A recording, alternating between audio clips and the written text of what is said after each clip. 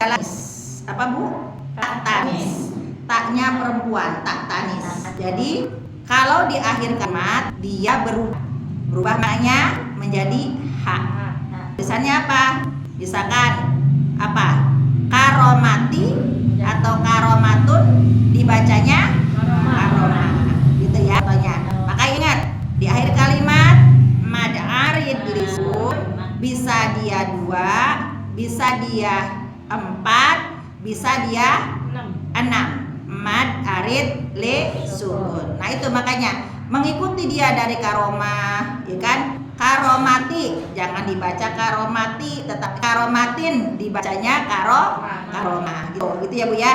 Jadi dia mengikuti ketukannya, mau 2, mau 4, mau 6. Tapi kalau misalkan di awalnya 2, berarti ngikutin akhirnya juga 2 gitu ya. Makanya belajar tadi itu penting sekali untuk mengimbangi. Pun bacanya misalkan dia biasa-biasa saja, tapi tajwid itu adalah irama dari ketukan nada dari Al-Quran. Makanya ketika membaca Al-Quran tidak sembarangan daripada bagian tadi ya, ujung kalimatnya memahami, oh berarti dia bacanya disesuaikan dengan maknanya. Makanya ketika kita menyambung ayat pun sama, lihat dulu mahrojnya, lihat dulu maknanya, mana yang pas untuk berhenti, mana yang tidak gitu. Makanya penting sekali kenapa mesti belajar mengenal makna dari Al-Quran.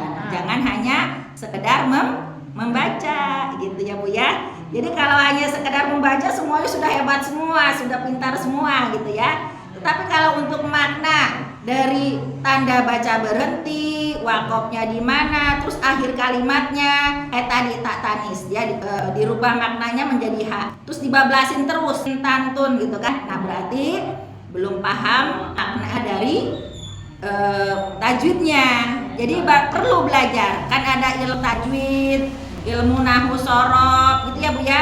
Ya, nah itu bagian kena dengan kita belajar membaca Al-Quran. Bagian ada kata-katanya yang memang perlu yang pelajari. Makanya kalau ngajinya males-malesan, seminggu ngaji, entar 2 bulan baru nongol lagi gitu kan. Nah itu agak repot ya. Tapi kalau ngajinya continue namanya Bu ya. Komitmen dengan waktu gitu kan. Diserius dia mempelajarinya sedikit demi sedikit pasti bisa gitu ya, sedikit demi sedikit pasti bisa. Mau belajar terus Bu? Apa mau diem di rumah terus? Iya mau banget gitu kan. Dengan orang yang berpikir Bu lama pikunnya ya. Nggak pikun malah. Nggak pikun. Dan orang yang mau mengasah pikirannya gitu Bu, terus banyak senyum gitu. Walaupun usianya sudah kelihatan sama, berbeda dengan orang yang suka senyum gitu ya. Dengan orang yang belajar gitu kan, sama-sama dengan orang yang dapat berbeda. Walaupun dia hanya di rumah aja Bu, beda auranya gitu. Nah, makanya kalau senyum dulu gila entar. Stres ya. Ya, tapi kan ada tempatnya maksudnya. Apa hadisnya? Tabasumuka fi wajhi akhika sodako. Senyum manismu di hadapan saudaramu adalah sodako. Gitu ya Bu ya. Jadi menempatkan orang yang sering mengasah IQ-nya, mau membaca, mau mendengar, mau mempelajari pelan-pelan, insya Allah sebuah ilmu yang dipelajari dengan istiqomah, maka pelan dan pasti dia pasti bisa. Karena siapa? Karena Allah yang menggerakkan Bu, bukan manusia. Manusia hanya berproses untuk mencapai apa yang diniatkan. Tujuannya adalah belajar. Bisa, tidak bisa itu urusan Allah. Itu pegang. Jadi bisa, tidak bisa itu urusan Allah.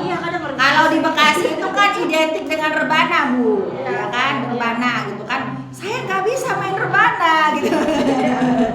Nah gitu ya, saya nggak bisa main rebana, hanya ngeliat gitu.